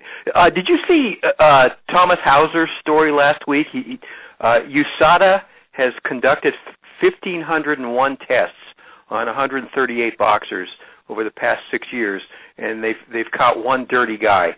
And that was, I think, Eric Morales, over 6 years. Well, something's wrong, and I've been talking about that for a while. I'm going to tell you right now, something's wrong. Something's wrong here because, like I say, NFL, once in a while, and I don't even know. I don't even know if NFL ever caught anybody with steroids, but if they do, it's a rare thing. And here it is. I have a guy, NFL 4-time champion, told me in a private conversation, he told me everybody's on steroids. He said, you can't be in the NFL and not be on steroids. He goes, forget about it.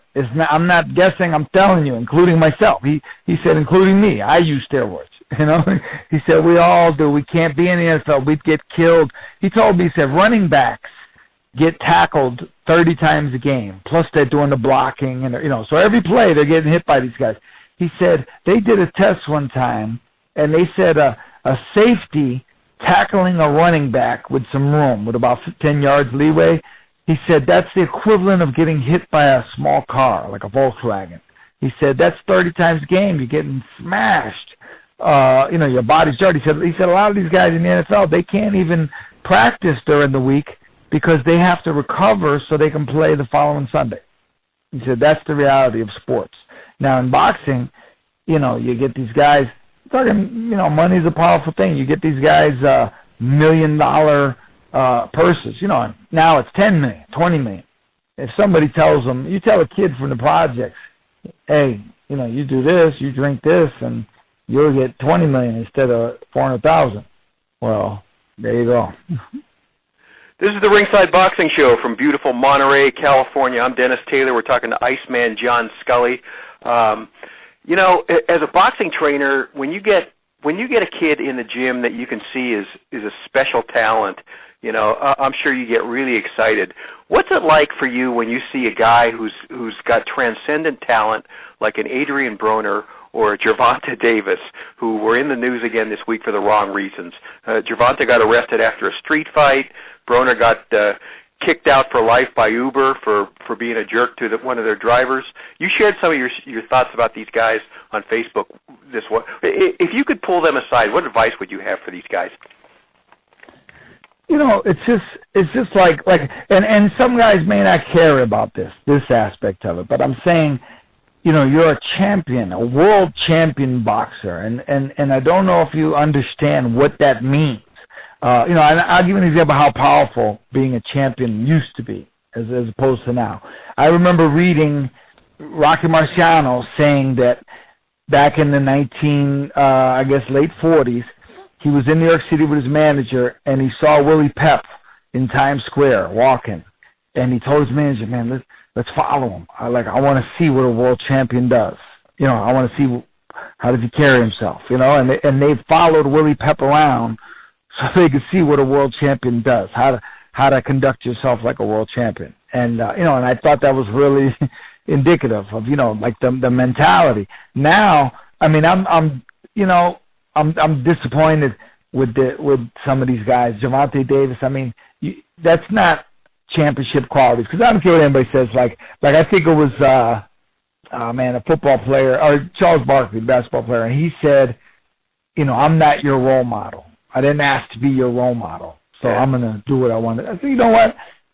It is what it is. You didn't ask, but it is what it is. You are. Like, whether you like it or not, that comes with the territory. You're in a position where these kids are going to be looking up to you. Like look at every kid, including Charles Barkley, but I might add, when he was a kid, every kid I know ever in the history of sports has emulated somebody. You know, when I was a kid, I used to use a magic marker, and I would write the number, when black magic marker on a T-shirt, I would write 88 and Swan on the back. So when I played football in the park, I could pretend I was Lynn Swan, right? I wrote it with a magic marker. You know what I mean? We've all done that. You know, so these guys are role models. And I like, part of the reason that was because I read about, I know everything about Lynn Swan. Lynn Swan's a very decent guy, very well spoken. He was into poetry and very well educated, and he was graceful, and he took ballet, and, you know, all the whole nine.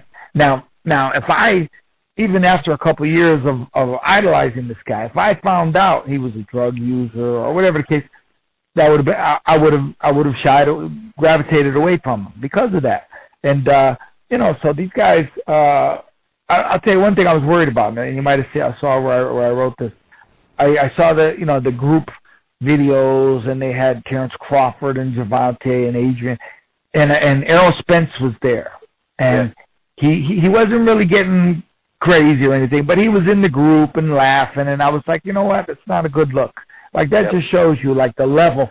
I respect Errol enough to say I didn't like it. I didn't like the look. I didn't like the fact that he almost looked like he was trying, you know, like a younger kid trying to hang out with the cool kids just because they're cool. Even though nobody likes these kids, but because they're cool to us, I'm going to try and hang out with them. And it didn't have a good vibe to it. And I wish Errol would back away from that, because it can't help him. It cannot help him. The people who would like that are not the people who are going to make you rich as a boxer. Those are not the people that are going to finance your life. You know, real boxing fans, and real boxing fans are real people. And if you're turned off, you know, if you turn me off, I'm not funding you. I'm not buying your fights. Like Floyd Mayweather, people say, controversy sells, and being that way sells. Well, it didn't sell to me. I didn't buy the fight with McGregor. I didn't buy these fights, you know, because I'm not interested. That turns me off. But I'll watch Andre Ward all day. You know, I'll gravitate towards certain guys, you know, because of the way they present themselves, and ultimately, you take a guy like Adrien Broner. He has about, I think, 9 kids. Where he's got a group of children of his own. How do you explain to them, this is your dad, this is him on the video? How do you? I mean, you've got to answer to that. Because you're not Adrien Broner, the champion, to your kids. You're their dad, and I don't think Adrien is thinking clearly. Which brings up another thing. Somebody mentioned it, and I think maybe somebody ought to step in. Maybe this guy's bipolar or schizophrenic or whatever the case may be. Because if he wasn't famous, we would never give him a pass. People give him a pass because he's a champion and they think he's funny and they want his autograph and take a picture with him. But if he was a regular guy working as a plumber and he did these things, would you like him? Would you like him then if he was a plumber? Of course you wouldn't. These people wouldn't like Adrien. They would hate Adrien Broner. They would cross the street when he was walking down the street. But because he's Adrien Broner, the fighter, he gets a pass. That makes no sense. It's literally illogical. It makes no sense. But it shows you how people are. They'll give you a pass if you're famous, or if they think you're funny. Little do they know you're really a little messed up. Like you're a little crazy. You can't control yourself. So I remember being in Atlantic City one time, and Mitch Green was there, and Mitch is a little affected, I guess, and he's there, and he's in the lobby of the Trump Plaza, and I walked out, and he was just like babbling in the lobby about Mike Tyson. He was like just going off on Mike Tyson, and I went out on the boardwalk and hung out, and people were there laughing and everything, and I came back, and they were still there, and I'm like, man, these people, they're not, if that was anybody else, they would have left. They would have called security and said, hey, this guy acted really crazy out in the lobby. But because he was a boxer, they let it go. It makes no sense. Like, people got to realize this is a man here acting like this. He's not famous. He's a man acting like this. This is not acceptable, And so I think somebody needs to step in and help Adrien out a little bit, because he's obviously, if you follow him on Twitter, I mean, I think there was one incident a couple months ago where people thought he was going to kill himself. Like, they thought he was suicidal based on, I didn't read it, but I read that somebody said that. So, well, that's par for the course, but people are still laughing. They're still trying to laugh with him. This is not funny. Watch the videos of him treating that girl in the Walmart and treating the cab driver, and then treating the kid who tried to get his autograph like in a shoe store or something. This is not right. This is not good. I mean, something needs to step in, because once he stops boxing, once he hits 41, 42, it's not going to be funny anymore. Nobody, yeah. And what you said is so true, man. You've only got one name to give your children, and you got to take care of it. Otherwise, it's on them too. It's baggage for them. Sure. As long as we're on this subject, here's a guy that I'm betting broke your heart, because you fought him. And I'll bet you know him. Michael Nunn was a guy who made bad decisions in his personal life and wound up in prison, got like 24 years for drug trafficking.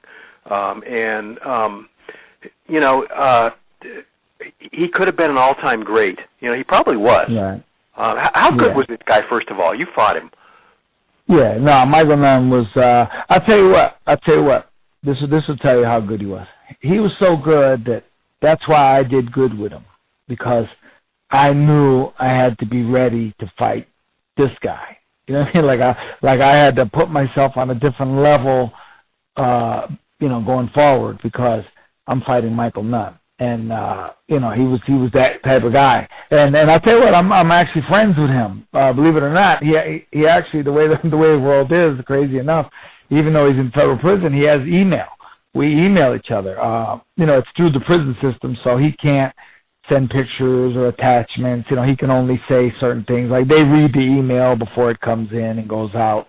But him and I, are in very, very regular contact. I'm actually trying to help him out with a couple things after he gets out of prison, which according to him, could be by the end of this year. Wow. He's actually waiting right now for the call to go to a halfway house. And I don't know exactly how it works, but I gather that once you go to a halfway house, you're rounding third, heading home. So him and I are in contact, and I've I'm doing a I don't know if you saw it online, but I'm doing an amateur boxing reunion in Hollywood, in Los Angeles, on September 29th at Justin Fortune's gym. And I've got, Alex Ramos and Paul Banke, and I've got all these guys coming. And I've actually got Michael is going to call me from federal prison that day, and I'm going to put him on the phone with a couple of guys he fought. He fought Ronnie Essett as an amateur back in '83. I'm going to put him on the phone with Ronnie, and he's going to talk to, different Alex Ramos. So Michael should be out this year, but he, it kind of surprised me. I mean, he had about 70 pro fights or whatever he had. I mean, he had a great record, elite world champion, borderline all-time great probably. Yep. Certainly an all-time great talent.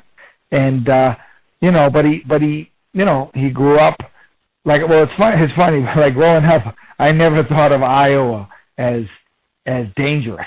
I thought of Iowa. I thought it was literally a mass of cornfields. But then I went there. I went there as a kid for the National Golden Glove, 1986, and it was eye-opening. It was not what I expected it at all. And then I read about Michael Nunn in Davenport, Iowa, and I'm thinking nothing happens in Davenport. And they were talking about how they said when he was about 21 years old or so, he was involved in a street fight that had, you're going to think I'm joking, it's funny, but it's true. The fight, I guess, had about 50 people in it, including his mother. His mother was in the fight. That was I'll never forget that. It was in Sports Illustrated, and the fight, his mother was involved.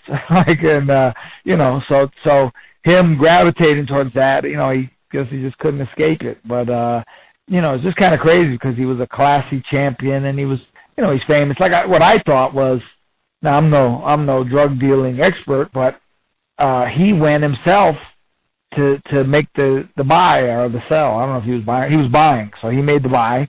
And I'm thinking to myself, I don't know if you understand who you are. You're Michael Nunn.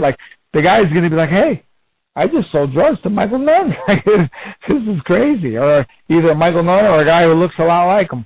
So I think if anything, a guy like Michael just goes to show you that anybody in the wrong circumstance can get caught up. Because I know, Michael's actually a really funny guy, a cool guy. I met him actually after we fought.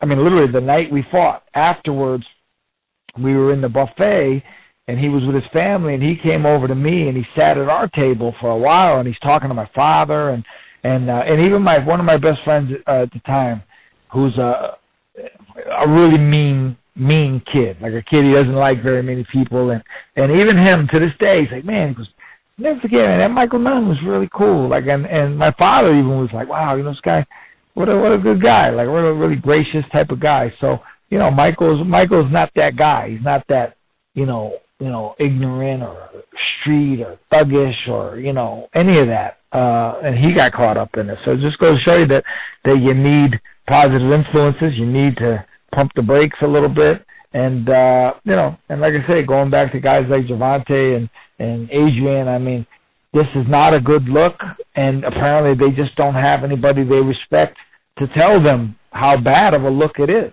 And it's not championship quality. I'll say that. Talking to Iceman John Scully on the Ringside Boxing Show. Ice, we talked about the middleweight division. How good do you think this welterweight division is measured against other eras? Spence, Crawford, Thurman, Porter, those guys at the top of the list, and there's a few more. Oh, it's phenomenal. We're in this is one era where I can say, okay, yes, this is a legit era. We're in the era. And again, 20 years from now, when they look back on this, they're going to be like, man, Keith Thurman, Errol Spence, Sean Porter, Danny Garcia, what a great era that was. We're in the middle of something special. And it's just, my biggest regret is that Errol Spence hasn't been able to really step up to the bigger fights yet, and B, that Keith Thurman got sidetracked with an injury. I guess he had an injury with his elbow. because these are some fights, man. We have the potential for some really, really good fights. Yeah, and I think marriage might be getting to Keith Thurman too. That can change a man too, and I kind of suspect he's lost his hunger for the sport a little bit. That's the vibe I get. I hope not. I'll tell you a funny thing. I'll tell you what I first heard when I first heard about Keith Thurman. A friend of mine, this is back around, we're talking 10 years ago, and a friend of mine, he was telling me he lived in Florida and he trained at the gym, and he's telling me about this kid, and he's going, man, you got to see this kid. He goes, and it was Keith, and he goes, and I don't know if he was exaggerating, but he was pretty adamant. He's like, listen, this kid knocks people out every week. He goes, you go to that gym, somebody's going down. He goes, pros, amateurs, doesn't matter. Somebody's going down. He goes, that kid's legendary in Florida for his work in the gyms. And I'll tell you a funny thing. Actually, you got time for a quick story? Absolutely. Keep going. Man, I got a pretty cool story. I include this in my book if I ever finish my book, but I include it. But I'll tell you. Back in 2006, I was training Scott Pemberton when he fought Jeff Lacey. Okay. And so we were in Reno. We were in California, Lake Tahoe. We're in Lake Tahoe, and we went. They were having a training session, and so we went to the training session, and Chad was there, and Chad Dawson. I used to train Chad, and so I went to check him out. So I see him sparring, and he was sparring a younger guy, and the kid was doing good. The kid was like really aggressive with him, and getting on him and firing back. And Chad was laying on the ropes, and the kid was doing well. And I remember afterwards talking to Chad in the hallway, and I said, man, listen, I said, no, I'm not training you in anything, but listen, you're a boxer, you're a brilliant boxer with gifts. I said, people would kill for the gifts that you have. I said, you're not using them at all. I said, that kid, there's no way that kid should be all over you like that, banging you, And afterwards, I saw the kid walking in the hallway, and I went over to him, and I talked to him for like 10 minutes, and I remember one day I remember about the kid, he was fearless. He was just I was saying, man, you did pretty good today with Chad. He goes, yeah, we worked, and I'm like, man, you did a lot better than just work, But he says, I sparred with Jeff Lacey, I sparred with everybody, And so for years went by, and I always wondered, I wonder whatever happened to that kid. I said, the kid probably stopped boxing and, whatever. But it's just another example of a kid with potential who probably just gave it up or didn't make it or wasn't good in real fights or whatever the case was. So 2013 or 14, I was in Florida at an amateur show, and Keith Thurman was there working a corner, which I thought was cool. He's world champion, and he's there working a corner. I think half the people didn't even realize who he was.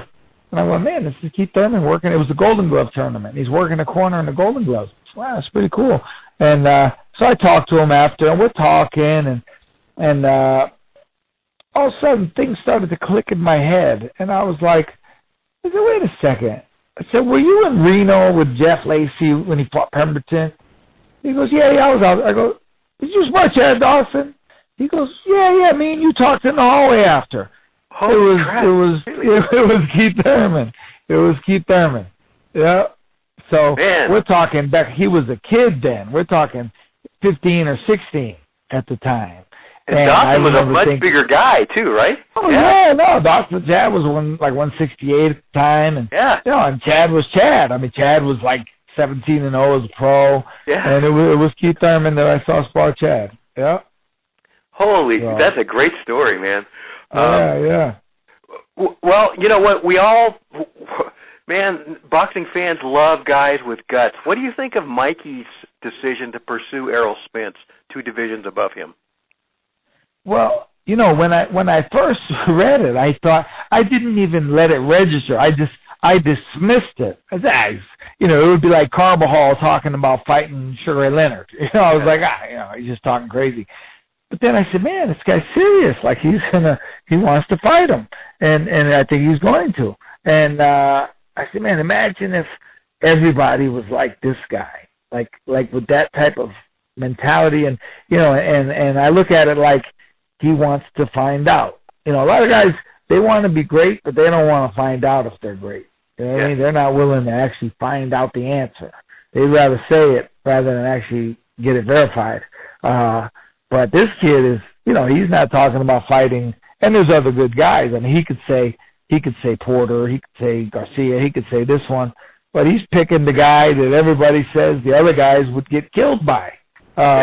So, I mean, on the one hand, you've got to, be in a little bit of awe. You got to really admire that and really respect him for that. But on the other hand, I mean, I don't know. That's a jump. You know what I mean? I'd like to see him get his feet wet before he jumps into that pool. That's old school, man. That's Henry Armstrong stuff. Right, how do you like Lomachenko? I love the guy. I mean, you know what? A lot of people are saying, he's not that good, or, he's only had, 12 fights. I go, listen, do you need this guy to have 40 fights for you to see what's going on here? I saw it in the Gary Russell fight, his third pro fight, and you're like, okay, look at this guy. But you're telling me he made Walters quit, and he made Linares quit, and he made Rigondeaux quit. Yeah. Right, and I mean, and you're talking good fighters. Like when he fought Rigondeaux, I had so many people saying he would lose. I mean, so many guys just saying he'd lose. And then the next day, he's overrated. I go, are you freaking insane? Like, just admit that he's better than you thought he was. Just admit that he is what everybody knows he is, but you're too stupid to admit it. Like you do yourself as a boxing person. Here's one thing. I'll give you a comparison. A lot of people don't like Floyd Mayweather, and I understand that. I understand why you would say that. But those same people go, he's overrated. He's not that good. I said, listen, don't make yourself look like a fool. You can hate a guy and still admit what is obvious, that the guy's a great fighter. I mean, Floyd Mayweather, I don't care if you hate him. The guy obviously is brilliant. I mean, come on, the guy's brilliant in the ring. He's a phenomenon. It goes back to Muhammad Ali. Everybody who says Muhammad Ali was a draft dodger also thinks he wasn't good. Yeah. What a coincidence. You think he's a draft? Like when guys tell me he wasn't good, I go like this. It works every time. They go, Ali was overrated. He wasn't. Listen. I said, I'll bet you think he should have went to Vietnam. Oh, of course he should have. I go, there you go.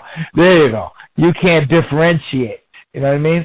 So Lomachenko, whatever your reasons, anybody's reasons for not liking the guy, come on. Like use your brain. Use half your brain. Watch the guy fight. Watch, his last fight he got dropped, and he got right up and just nothing, just it was business as usual. And he makes the guy quit, and he, with body shots. I mean, he's knocking guys out with headshots, body shots. He's being physical. He's being elusive. He's doing angles. We've had great guys in history with Pernell Whitaker and Nicolino Loche and different guys with that style, but it is what it is. This guy's got angles. But the first time I saw, I'll tell you a funny thing about Lomachenko. The first time I saw a highlight film of him, I actually thought they doctored the film, in that because at one point he sidestepped this guy and went around him, and it almost looked like he was on like a hoverboard, like he floated around the guy. I actually thought for a second, I thought they doctored the film to make it look that way, to make him look like the Matrix, and then I realized, man, that's him. Like he really just did that. So he's tough. He's willing. I mean, how many guys with a handful of fights are fighting Rigondeaux? Is there anybody else in the world with 10 fights that not only is going to fight Rigondeaux, but's going to stop him? No. The answer is no. There's nobody else. So I like Lomachenko. I like what he brings. It is what it is. And, if anybody doesn't like him, then there's got to be an ulterior motive behind it. That Matrix thing is funny because when I watch Lomachenko, I think of Bruce Lee. No. It's crazy. Like I say, he's almost like floating, and he's smooth, and when Bruce Lee says like be like water, I think Lomachenko is the ultimate example of that. Like he's like water, you know what I mean? He's floating, and his body almost looks like they did something to it at birth and reconstructed it so he could do these things. He's good. I mean, the guy's good. He's a body puncher. He's got angles. I mean, you name it. And the last time, the one thing the question on everybody, and there was a question on Muhammad Ali, it was a question on Sugar Ray Leonard until they proved it. And can he get up from being hurt? Can he get up? And this guy got right up and finished it. So, I think we're lucky to have guys like him and Spence, and even like Wilder, regardless of what we think about his technique. I mean, look at it this way. I'll tell you a funny thing, in my perspective. When Muhammad Ali fought George Foreman was considered, the boogeyman, like the biggest monster ever in the heavyweight division. And Ali even said on film, and now you got me fighting an even bigger monster, and people fear for my life. Well, got news for you. George Foreman was 6'2", 225 pounds. He's a midget next to Deontay Wilder. He's a little kid next to Klitschko. These guys outweigh him by 30 pounds, and they're 4 inches taller. You know what I mean? It's like they are, catastrophic. They're huge next to George Foreman when George Foreman was in his prime. And the record, I mean, Deontay Wilder, I don't care if he fought Mickey Mouse 42 times. I mean, he's what's his record? 42-0 with 41 knockouts. And he knocked out the other guy too in a rematch. In the rematch, right? So he's knocked out everybody he's fought, I guess. I mean, come on, man. I'm not a fan of his technique. I know he lacks in technique, but that actually contributes greatly to who he is and why he is, because he throws those punches so wild. And it's like you could watch it and say, oh, he's wild. That's okay, he's wild. How are you going to stop that? With all your boxing genius, how are you going to stop this guy? Because he's throwing 4 wild punches in a row. And you're going to, even though you're a better fighter and a better technician and all this stuff, you still have to make him miss those 4 punches. Or else, because your brain doesn't know that this guy can't fight. Your brain doesn't say, oh, I just got hit with a Titanic bomb, but because the guy's technique is bad, I'm not going to be hurt by it. Come on, man. Like, Deontay Wilder hits you, I don't care how much technique you have. If he hits you on the button, you're going to have some problems. So we're in an era where we've got a heavyweight champion who's willing, who's anxious, who wants to knock people out. He's like a Mike Tyson of mentality-wise. He's trying to. There's no secret. You could watch Floyd and say, this guy's a genius, but he's going 12 rounds. Like Floyd, the only guy he stopped in years is an MMA guy. I mean, that tells you. So he goes the distance with that. Deontay Wilder, you want to see some excitement. Forget about technique, but you want to see excitement in the ring. He's your guy. So we're in an era where we have a heavyweight champion that's willing to fight anybody, and he's willing to try and decapitate them. I would think that's what boxing people would want. So on that end, I'm a fan. So out of Wilder, Joshua, and Fury, do you think Wilder's the guy we're most likely to be still talking about 20 years from now? I do, and I'll tell you one reason why. I think I thought Fury was the guy for Wilder, and actually I'm one of the few people who picked him to beat Klitschko. And because of style-wise, I knew he was going to be a nightmare for a guy who was kind of robotic with Klitschko and used to fighting a certain style. And and I know from being a fighter, fighting guys with the mentality and the style of Fury is really difficult. Like it's not a fun night. And so he's a guy, I think, style-wise, he gives everybody trouble, including Deontay. But 2 things come to play. One is that Deontay is going to probably catch him at some point.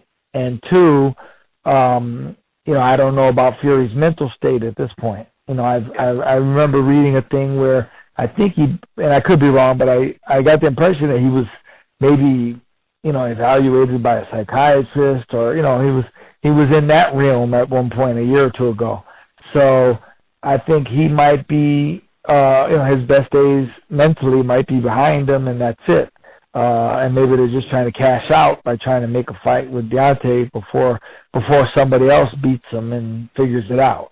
But if he was at his best, I mean, if Fury was really at his best mentally and physically, I think him and Wilder would be the fight. Like that would be, if I could choose a fight, that would be the fight I would like to see. I would like to see if Deontay could catch him, and I would like to see if Fury could keep up that awkwardness and make a relentless power punching monster, keep him at bay for a full 12 rounds.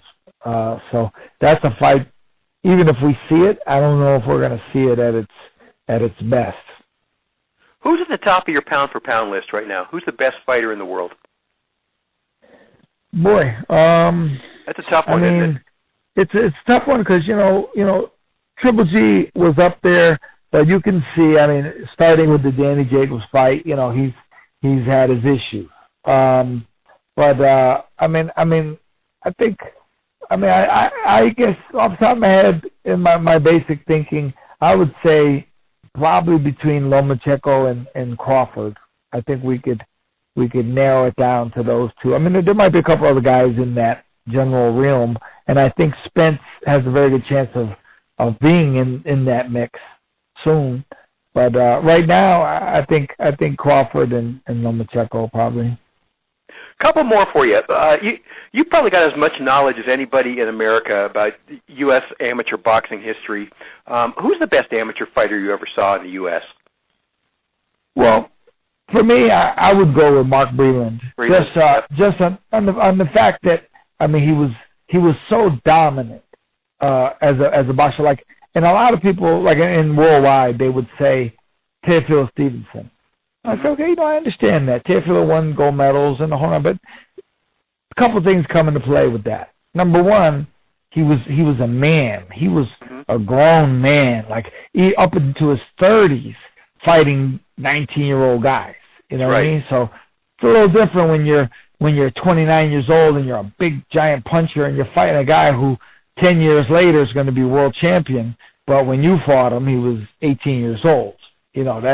That's a little different. But Mark was a kid, 18, 19, 20, and he's beating, Olympic gold medalists. He's beating, he's winning every tournament he entered, and he's winning them comfortably. And he's beating guys who went on and won other big titles. Like there's guys who won the Pan Am Games, for example, there was a period there where Mark had a broken hand, and they had to do surgery on it. So he was out of the game for like 9 months or whatever. In that time, other guys won the North American Championship. Other guys won the Pan Am Games. Well, there's no doubt he would have won those titles if his hand wasn't injured at the time. So, for a guy at 110-1 with over 60 knockouts, and a guy who won 5 Golden Glove titles in New York City, which is impressive enough because New York back then was a very talented, tough tournament to win.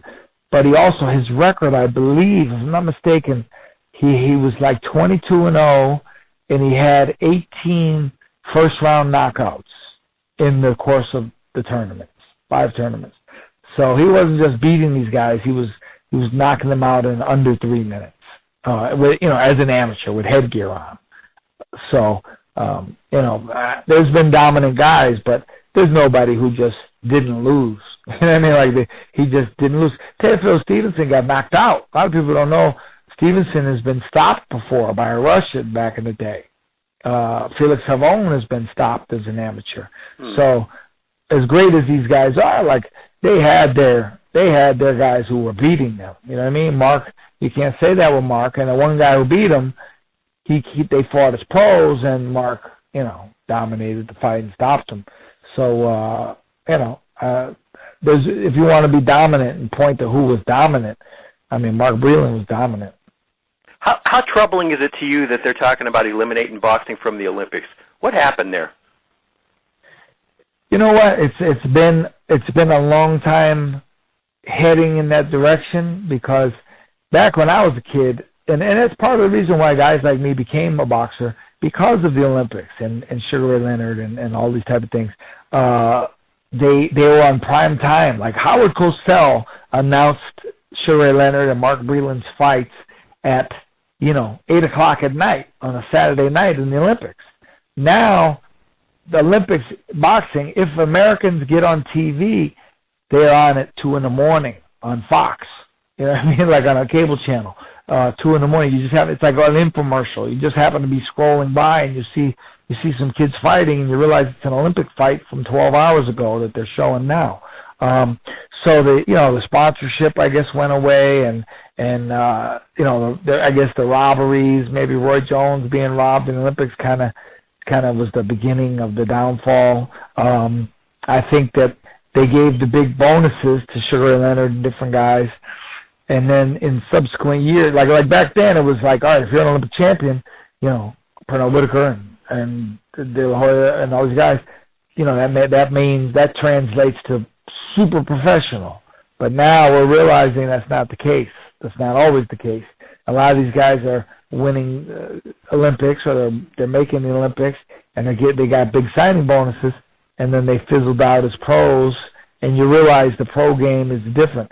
And I remember somebody saying, actually it was Mike Katz. Actually I was included in the article. I still have it. There's an article from 1988, and Mike Katz from the New York Daily News at the time, he wrote a story about the Olympic trials were just about to end and what the future is. And he mentioned a bunch of us, Kelsey Banks and different guys. And when he mentioned me, he said sometimes losers in the Olympic trials wind up as better pros. And then he compared Howard Davis. He said, Aaron Pryor. He said Aaron Pryor lost to Howard Davis, but Aaron Pryor became the better pro. And he was saying that I might have had the potential to do that. And then I had a manager one time tell me, he goes, we go to the Olympic trials and we scout. He goes, but we don't look at the champions for two reasons. One, because everybody's looking at them and it's a big hassle to try and get them. And two, because being a top amateur like that doesn't necessarily mean you're going to be a good pro. He said, what we look at is somebody who loses in the semifinals or the quarterfinals, but he's got a pro style, and that's why he lost. Mm-hmm. And I always remember that. And that's how a lot of guys got latched on with good promoters, because they were at the Olympic trials and they saw this guy lose in the semifinals to a good boxer, and they're saying, you know what, if that was a 10-round pro fight, he would have beat him. Using that style, he would have eventually overcome him. He has a better professional style. So I think, especially with recent years with the computer scoring, I think that killed amateur boxing in a big way. And people were just totally turned off by every aspect of it. And so I think people are realizing that being a super amateur is a great thing. And you could be a top pro like a Roy Jones or a De La Hoya. But a lot of guys are very good amateurs, but the fact that the one thing that kept them from being a super elite amateur is probably what might make them a better pro than the super elite amateur, and that's the faster hands with the pity-pat punches and the constant movement, things like that. So I always take that into account. When I go to amateur tournaments, I see who maybe in 3 or 4 years as a pro would translate better. And it's not always the guy that wins the tournament. Last question for you. Do you think we might be seeing the final days of HBO boxing? They just lost their rights to Canelo and Golovkin. Those expired after Saturday's fight. Their recent matchups really haven't stacked up with Showtime. More networks are competing with them. The buzz seems to be that the networks no longer invested in the sport the way it used to be. Right. Well, I'll tell you what. I just came back from Montreal yesterday. I was training with Artur Beterbiev up there. He's defending his light heavyweight title October 6th in Chicago. The fight is on an app. He's defending the IBF title on an app. You go to the internet and, so with all of, I'd say like, there's so many different outlets now. Guys, like I said, you got Arthur, IBF champion. He's undefeated with all knockouts. He's a killer, and he's on an app. You're going to watch him. You're not going to watch him on HBO. You're going to watch him on an app. So, the world is changing. The world is different. The media, the way it gets out there, the way it gets delivered is changing. And and that's just the future. We're heading towards the Jetson era, and and that's what's happening. So I think HBO and these, they may get taken over by one of these apps and stuff that Al Heyman is doing and different people are doing on the internet, TV, just cable TV in general. Everybody's got a Fire Stick. They don't even pay for cable anymore. Yeah. So we're things are changing. TV is changing. The new, we may not even have newspapers anymore in 10 years. So everything's going digital, and unfortunately, you got to keep up with the times. But we're going to be in an era one day when we look back on, Sugar Ray Leonard and Tommy Hearns and fights like that, and the kids are going to be like, man, what was that? Like, you watched it on TV, you watched it on a Saturday night on TV, everybody sat around the TV, and, now they got it on their phone watching the big fights. So, we're definitely in the last days for a lot of things that we're used to. Well, hey, man, it's been a pleasure. You got to finish your book. That's not an easy thing to do. John and I wrote our Arturo Gatti and Mickey Ward book, and we're professional writers, and it was tough for us. But, yeah. Right. Well, it is, too. I get sidetracked. I get easily sidetracked. But I'm going to tell you something, man. Just a quick story. The other day, I was in the gym in Montreal, and it was on a Saturday morning, so there was only a few of us there. It was early. It was about 8:30. And Arthur was there and his sparring partners and just a couple other guys. And a little kid comes in. He's about 9 years old, and a cute little kid, and he's got his boxing shoes and he's loose shadow boxing. And one of the guy that owns the gym, he goes, "You know who that is, right?" I said, "Nah, I don't know." That's Arturo Gatti's son. Whoa, really? Yeah. And he was a baby when Arturo died, so he didn't even know, he didn't really know his dad, but, and then I looked at him and I'm talking to him, nice little kid, and I'm like, man, this kid looks just like Arturo, and, it was just really, really cool to see. Like, he's in there shadow boxing, and he's just like any other little kid. He's trying to learn about boxing, and I said, who's your favorite fighter? And he really didn't know, and he didn't know many fighters, and I say, you say your dad. He goes, well, yeah, my dad, I guess. But it was a cool moment. It was pretty cool to see. Well, he's got that in common with me. Arturo's my favorite all-time fighter, I think, except for maybe Ali. So, right. That's cool. That's awesome. All right. Hey, Ice, been a real pleasure. Let's do this again real soon. Thanks for making some time for us today in the Ringside Boxing Show. I appreciate you having me. Thank you very much. You're very welcome, and thanks, too, for setting us up with Travis Hartman 10 years ago. He's been... I'm glad to work with Travis, my man. I owed him since he actually still owes me now. I hooked him up with you guys, and I saved his life from the Durrell brothers back then. You sure did. So. We've heard that one. Okay. Hey, thank you, man. Appreciate it. Iceman John Scully on the Ringside Boxing Show. All right. Be good. All right. Hey, do you like this show? Do us a solid and tell other boxing fans about the Ringside Boxing Show. Post us on your social media and help us grow. Also, if you haven't yet discovered the #1 website in the world for daily boxing news, you're missing out.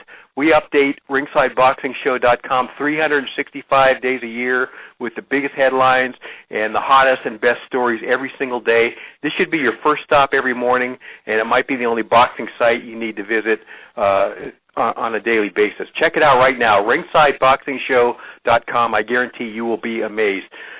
Thanks again to our expert analysts today, Travis Hartman, Rizwaan Zahid, and my partner John J. Raspanti for their great insight, and as well as our British analyst, Paul McLaughlin, for his weekly report from the UK. And another huge thanks to today's featured guest, the Iceman, John Scully.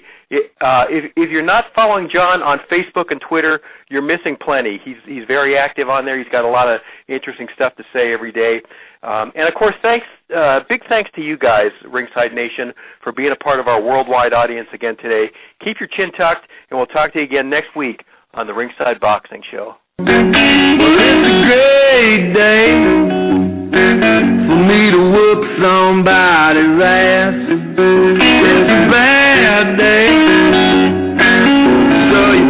get off of my back, you might get cold cocked